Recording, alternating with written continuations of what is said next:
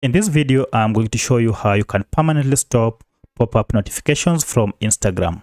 So if you are bombarded with a lot of notifications from Instagram and you want to stop them permanently, then all you need to do is to go to settings, and then from here look for apps,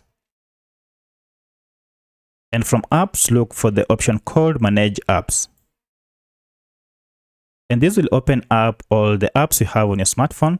Then scroll down and look for Instagram. And here it is. Go ahead and tap on it to open. And what you are interested in is this app information page.